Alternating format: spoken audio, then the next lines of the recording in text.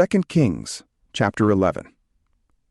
At the return of the year, at the time when kings go out, David sent Joab and his servants with him, and all Israel, and they destroyed the children of Ammon and besieged Rabbah.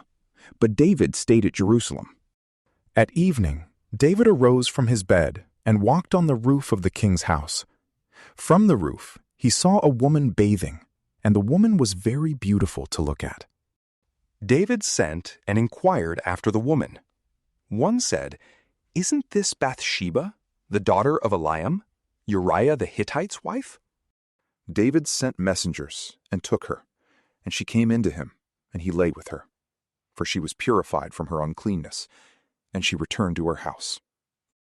The woman conceived, and she sent and told David, and said, "I am with child." David sent to Joab, "Send me Uriah the Hittite." Joab sent Uriah to David. When Uriah had come to him, David asked him how Joab did, and how the people fared, and how the war prospered. David said to Uriah, "Go down to your house and wash your feet." Uriah departed out of the king's house, and a gift from the king was sent after him. But Uriah slept at the door of the king's house with all the servants of his lord, and didn't go down to his house. When they had told David, saying, "Uriah didn't go down to his house," David said to Uriah, "Haven't you come from a journey? Why didn't you go down to your house?" Uriah said to David, "The ark, Israel, and Judah are staying in tents, and my lord Joab and the servants of my lord are encamped in the open field. Shall I then go into my house to eat and to drink and to lie with my wife? As you live, and as your soul lives, I will not do this thing." David said to Uriah, "Stay here today also, and tomorrow I will let you depart." So Uriah stayed in Jerusalem that day and the next day. When David had called him, he ate and drank before him, and he made him drunk. At evening he went out to lie on his bed with the servants of his lord, but didn't go down to his house. In the morning, David wrote a letter to Joab and sent it by the hand of Uriah. He wrote in the letter, saying, "Send Uriah to the forefront of the hottest battle and retreat from him, that he may be struck and die."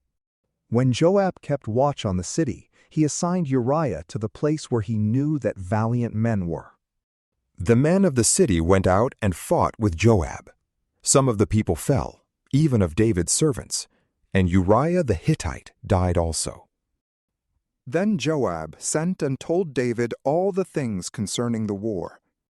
And he commanded the messenger, saying, "When you have finished telling all the things concerning the war to the king, it shall be that if the king's wrath arise, and he asks you, 'Why did you go so near to the city to fight?